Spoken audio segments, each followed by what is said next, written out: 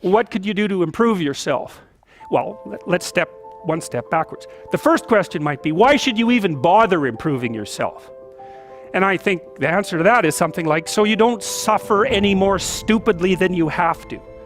And maybe so others don't have to either. It's something like that. You know, like there's a real injunction at the bottom of it. It's not some casual self-help doctrine. It's that if you don't organize yourself properly, you'll pay for it, and in a big way, and so will the people around you. Now, and you could say, well, I don't care about that, but that's actually not true. You actually do care about that, because if you're in pain, you will care about it. And so you do care about it, even if it's just that negative way, you know. It's very rare that you can find someone who's in excruciating pain who would ever say, well, it would be no better if I was out of this. Sort of pain is one of those things that brings the idea that it would be better if it didn't exist along with it. It's incontrovertible. So you get your act together so that there isn't any more stupid pain around you than necessary. Well, so then the question might be, well, how would you go about getting your act together? And the answer to that, and this is a phenomenological idea too, it's something like, look around for something that bothers you and see if you can fix it. So now you think, well, let's say you go into you can do this in a room. It's quite fun to do it just when you're sitting in a room, like a room, maybe your bedroom. You can sit there and just sort of meditate on it and think, okay, if I wanted to spend 10 minutes making this room better, what would I have to do? And you have to ask yourself that, right? It's not a command, it's like a genuine question. And things will pop out in the room that you know, like there's a stack of papers over there that's kind of bugging you, and you know that maybe a little order there would be a good thing, and there's some rubbish behind your computer monitor that you haven't attended to for like 6 months, and the room would be slightly better if it was a little less dusty and the cables weren't all tangled up the same way. And if you allow yourself just to consider the expanse in which you exist at that moment, there'll be all sorts of things that'll pop out in it that you could just fix. And you know, I might say, well, if you were coming to see me for psychotherapy, this easiest thing for us to do first would just be to get you to organize your room. You think, well, is that psychotherapy? And the answer is, well, it depends on how you conceive the limits of your being. And I would say, start where you can start. You know, if something announces itself to you, which is a strange way of thinking about it, as in need of repair, that you could repair, then hey, fix it. You fix 100 things like that, your life will be a lot different. Now, I often tell people too, fix the things you repeat every day, because people tend to think of those as trivial, right? You get up, you brush your teeth, you have your breakfast, you know, you have your routines that you go through every day. Well, those probably constitute 50% of your life. And people think, well, they're mundane, I don't need to pay attention to them. It's like, no, that's exactly wrong. The things you do every day, those are the most important things you do. Hands down. All you have to do is do the arithmetic.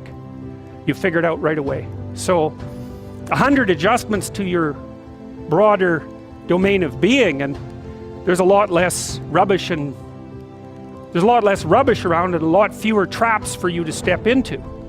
And so that's in keeping with Jung's idea about erasing once you've got your mind and your emotions together, and once you're acting that out, then you can extend what you're willing to consider yourself and start fixing up the things that are part of your broader extent. Now, sometimes you don't know how to do that. So you might say, imagine you're walking down Bloor Street and there's this guy who's like alcoholic and schizophrenic and has been on the streets for 10 years. He sort of stumbled towards you and, you know, incoherently mutters something.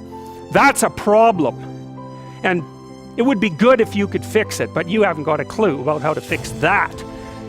You just walk around that and go find something that you could fix, because if you muck about in that, not only is it unlikely that you'll help that person, it's very likely that you'll get hurt yourself.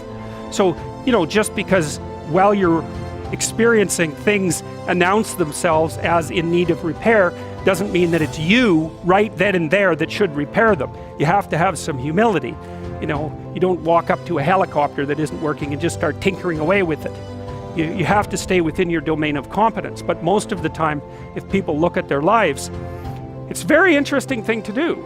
I like the idea of the room, because you can do that at the drop of a hat. You know, you go back to where you live and sit down and think, okay, I'm going to make this place better for half an hour. What should I do? And you have to ask, and things will just pop up like mad. And it's partly because your mind is a very strange thing. As soon as you give it a name, a genuine aim, it'll reconfigure the world in keeping with that aim. That's actually how you see to begin with.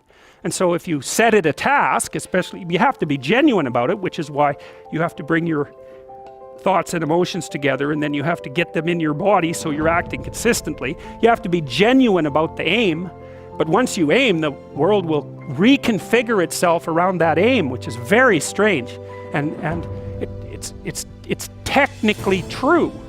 You know, the best example of that, you have all seen this video where you watch the basketballs being tossed back and forth between members of the white team versus the black team, and while you're doing that, a gorilla walks up into the middle of the video and you don't see it. It's like, you know, if you thought about that experiment for about 5 years, that would be about the right amount of time to spend thinking about it, because what it shows you is that you see what you aim at.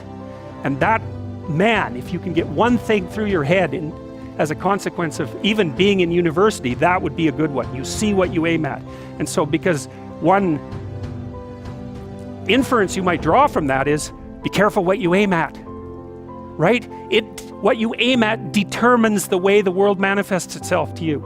And so if the world is manifesting itself in a very negative way, one thing to ask is, are you aiming at the right thing? Now, you know, I'm not trying to reduce everybody's problems to an improper aim. People get cut off at the knees for all sorts of reasons. You know, they get sick, they have accidents. There's a random element to being, that's for sure. And so you don't want to take anything, even that particular phrase, too far. You want to bind it with the fact that random things do happen to people, but it's still a great thing to ask.